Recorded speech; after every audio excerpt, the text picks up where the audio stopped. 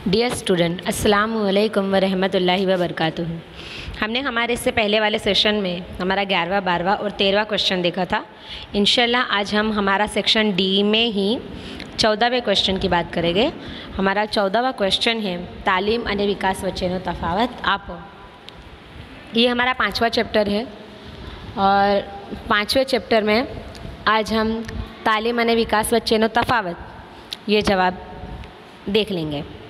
सबसे पहले जब हम तफावत की बात करेंगे, फ़र्क की बात करेंगे, तो इन दोनों का मीनिंग देखेंगे कि तालीम का मतलब क्या होता है और तरक्की का मतलब क्या होता है। तो सबसे पहले तालीम यानी क्या, कि भाई कुछ ऐसे काम हैं जिसमें हमको माहिरियत हासिल करनी है और उसके लिए हम मुलाजिमों को जो थियरिकल और प्रैक्टिकल इल्म देते हैं उसे तालीम कहते हैं। क्या है तालीम की डेफिनेशन? कि किसी काम में माहिरियत हासिल करने के लिए मुलाजिमों को जब थियरिकल और प्रैक्टिकल इल्म दिया जाता है उसे तालीम कहते हैं। जबकि विकास का मीनिंग क्या है, उसका मतलब क्या है, तरक्की का मतलब क्या है, डेवलपमेंट का, कि आला सतह के जो मुलाजिम है और आला सतह के जो ऑफिसर्स हैं इन्हें जो थियरिकल और प्रैक्टिकल इल्म दिया जाता है इसे तरक्की कहते हैं। अब हमने इन दोनों का मीनिंग देख लिया। अब हमें देखना है कि इनका मकसद क्या है, कि क्यों भाई तालीम में हमारे मुलाजिमों को ट्रेनिंग दी जाती है और तरक्की में हमारे आला ऑफिसर्स को ट्रेनिंग दी जाती है। बराबर, तालीम देने का मकसद क्या है कि जो मुलाजिम हैं उनकी काम करने की क़ुव्वत में इजाफ़ा हो। जबकि तरक्की का मकसद क्या है, विकास का मकसद क्या है कि भाई मुलाजिमों में, ऑफिसर्स में जो अंदरूनी क़ुव्वत है उसको बाहर लाना और आगे चलकर फ्यूचर में, मुस्तकबिल में जो प्रॉब्लम्स आने वाली है उन प्रॉब्लम्स से निपटना, ये तरक्की का मकसद है। अब तालीम के मरकज़ में कौन है? तालीम के मरकज़ में काम है, क्योंकि हमें काम करने की क़ुव्वत में इजाफ़ा करना है हमारे मुलाजिमों की, तो इसके मरकज़ में कौन है? काम है। जबकि तरक्की के मरकज़ में कौन है? संभावित पड़कारों, यानी मुस्तकबिल में जो प्रॉब्लम्स आ सकती हैं वो प्रॉब्लम्स इसके मरकज़ में है। समय यानी खर्च, तालीम में हमारा वक्फ़ा ज़रा कम होता है, कम वक्फ़े में तालीम ट्रेनिंग पूरी हो जाती है और इसमें खर्च भी कम होता है। जबकि तरक्की में वक्फ़ा भी लंबा लगता है और इसमें खर्च भी बहुत ज़्यादा होता है। अब तालीम कौन देता है? तालीम देने के लिए जो हमारे एक्सपीरियंस्ड सुपरवाइज़र्स को रखते हैं और कुछ एक्सपर्ट्स को रखते हैं। जबकि तरक्की के लिए हम अलग अलग शोबे में जो अलग अलग एक्सपर्ट्स हैं, बराबर, उनकी भी मदद लेते हैं। इसके अलावा जो तालीमी इदारे हैं उनकी भी मदद लेते हैं। अच्छा, अब किसको दी जाती है ट्रेनिंग? जो नीची सतह के मुलाजिम हैं उनको दी जाती है तालीम। जबकि तरक्की, जैसे हमने उसके मतलब में ही देख लिया था, उसके मीनिंग में ही देख लिया था कि जो आला सतह के और दरमियानी सतह के ऑफिसर्स हैं उनकी तरक्की की जाती है। इसके बाद हमारा 15वां क्वेश्चन है, कर्मचारियों एकमनी अमूल्य संपत्ति छे, आ विधान समझाओ। बराबर, सबसे पहले इस सवाल का मीनिंग देखेंगे कि भाई जो मुलाजिम है वो हमारी इकाई की एक अनमोल जायदाद है, ये हमें समझाना है।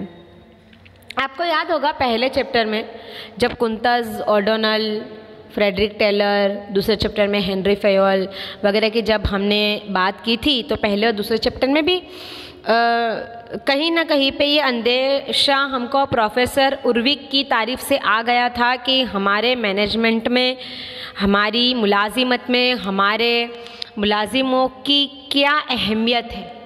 लेकिन 5वां जो चैप्टर है हमारा, उसका नाम ही कर्मचारी व्यवस्था यानी मुलाजिमों का इंतज़ाम। तो जाहिर सी बात है कि तुम जिसका इंतज़ाम कर रहे हो तुम्हें उनकी अहमियत पता होनी चाहिए, और यही क्वेश्चन पे आज हम चर्चा करेंगे कि कुशल कर्मचारियों कि जो माहिर मुलाजिम हैं वो हमारी जायदाद है, कैसे है। कुशल कर्मचारियों एकमनी अमूल्य संपत्ति छे, कि जो माहिर मुलाजिम है वो हमारी इकाई की अनमोल जायदाद है, क्योंकि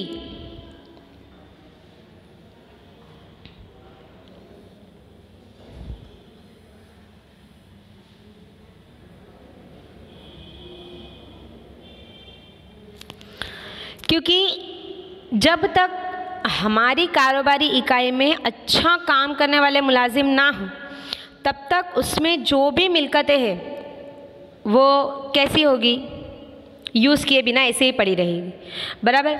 अब हमें हमारे कॉम्पिटिटर्स के सामने टिकना है, बाज़ार में टिकना है, तो हम किसके बलबूते पे टिकेंगे? हमारे अच्छे मुलाजिमों के बलबूते पे टिकेंगे। एक बात ध्यान रखना कि हम जब हमारी कारोबारी इकाई लेके बैठे हैं, हमारा बिज़नेस लेकर बैठे हैं, तो उसमें सारी चीज़ें बेजान है। देखो, आप पैसा, उसमें जान नहीं है, मशीनें, उसमें जान नहीं है, आपकी मिल्कत, उसमें जान नहीं है। जानदार चीज़ सिर्फ़ और सिर्फ एक है, और वो है हमारे मुलाजिम। तो हम उनको सामान के तौर पे नहीं देख सकते। क्यों? क्योंकि उनकी अपनी फीलिंग है, उनकी अपनी सेल्फ़ रिस्पेक्ट है, सब में अलग अलग हुनर है, होशियारी है, समझ है, बराबर।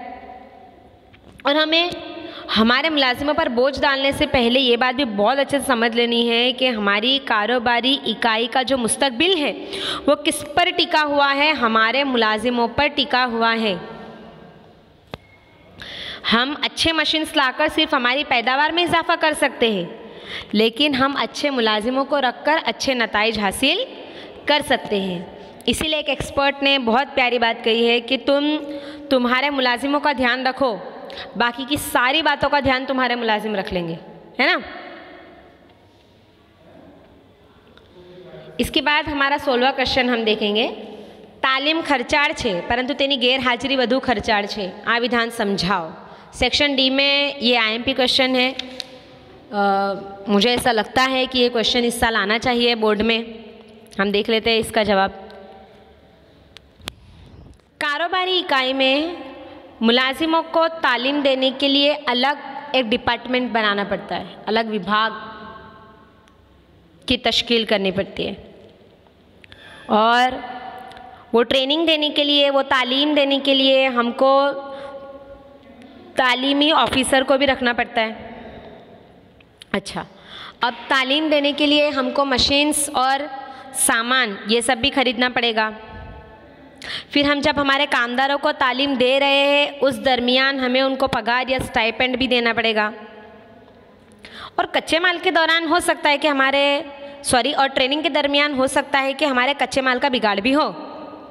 इस तरीके से तालीम है बहुत खर्च होने वाली, बराबर। कैसे खर्च होने वाली? हमने देखा, हमें एक अलग डिपार्टमेंट बनाना पड़ा, डिपार्टमेंट में एक ऑफिसर को रखना पड़ा, उस ऑफिसर के लिए हमको मशीन्स खरीदने पड़े, सामान खरीदने पड़े, हम जिसको ट्रेनिंग दे रहे थे हमको उसको पगार देना पड़ी, स्टाइपेंड देना पड़ी, इवन जिसको हमने रखा, जिस एक्सपर्ट को, जिस ऑफिसर को, उसको भी पैसे देना पड़ा।